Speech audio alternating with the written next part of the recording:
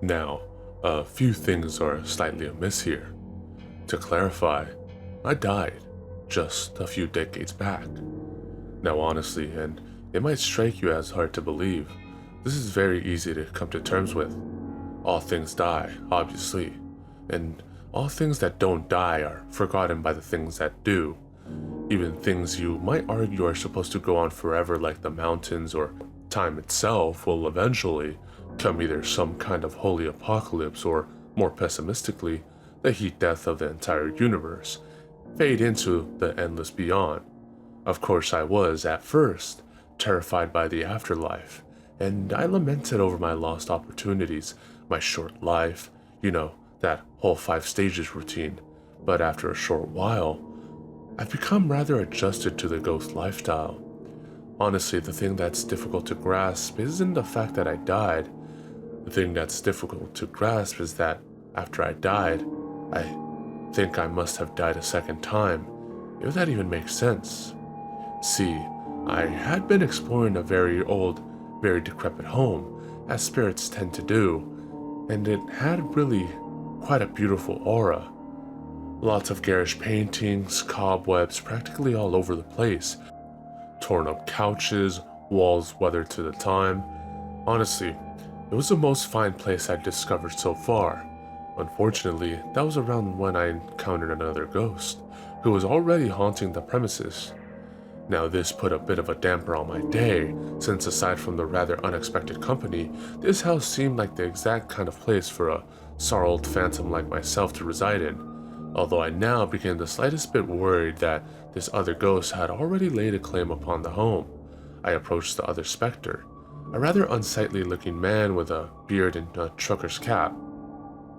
With only the best of intentions to ask him, quite frankly, whether this was his haunt or if he was just passing through. As I hovered in his direction, however, he jolted up from the wall and glared wildly at me. He seemed upset, but before I could lay down some explanation to reassure my compatriot, he pulled out a small handgun and shot me. I collapsed onto the floor, writhing and bleeding invisible ghost blood, practically choking on my non-corporeal darn ghost throat, trying to scream strange and inaudible ghost curses at my sudden assailant. Then, just as swift as my spirit died against the hardwood floor, the me I am now rose from out of its shell and stared down upon itself. The corpse of my previously eternal ghost body lay stricken on the floor as I, the ghost of a ghost, hovered beguiled above it. This just happens to be where I am right now, and this event has, understandably, sparked some kind of existential crisis within me. And, stupid as I happen to be, I am so dumbfounded and absolutely smitten by what, from every sense and angle, appears to be the very dead body of a ghost. And that I'm probably shot yet again by what must surely be the ghost of some idiotic and insane maniac with a taste for firearms. As I yet again rose from my ghost's corpse squared, another puzzling dilemma fluttered weakly into my mind, as I have surely been struck before by vehicles and other forms of deadly or generally dangerous implements as a ghost.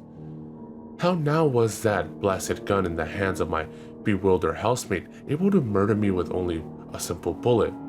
The only answer, and I do admit this answer fills me with absolute dread and a certain sense of cold bemusement, is that the very gun he has fired upon me with, not only once but twice now, is not in fact a physical gun one might purchase at some local and very much mortal gun shop.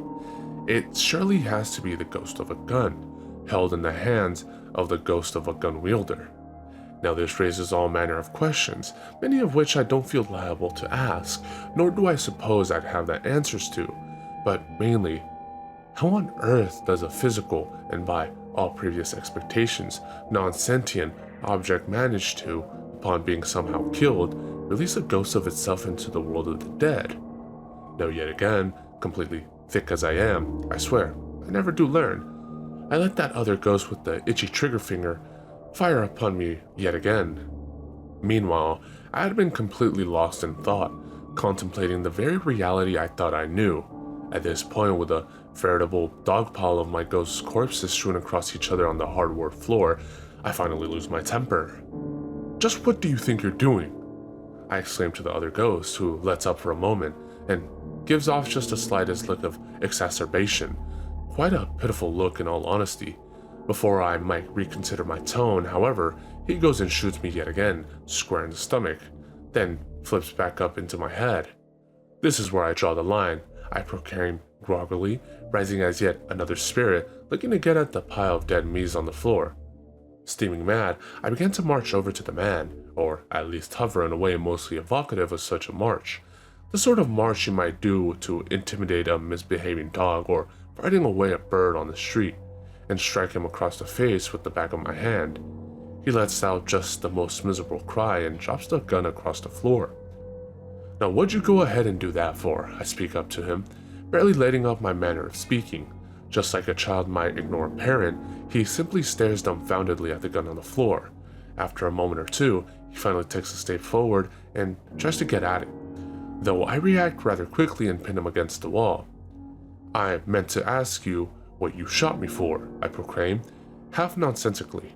Finally turning his eyes up to me, he lets out a slow sound, like a hollow moan, and then begins to nearly cry. I just don't understand, he exclaims, only barely understandable.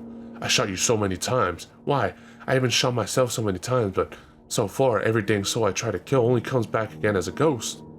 He holds his hands in the weak symbol of a finger pistol. How do you suppose that makes any sense? Presently, I am astonished by what he says. I push him back into the wall and step away. Unfortunately for me, though, he slides to the wall gracefully, for he is a phantom. Not realizing that I had tangled with the ghost of a murderer, I turn over to grab his spiritual pistol, only to find that it too died upon landing on the floor, and is now side by side with its own ghost. I shudder at the sight.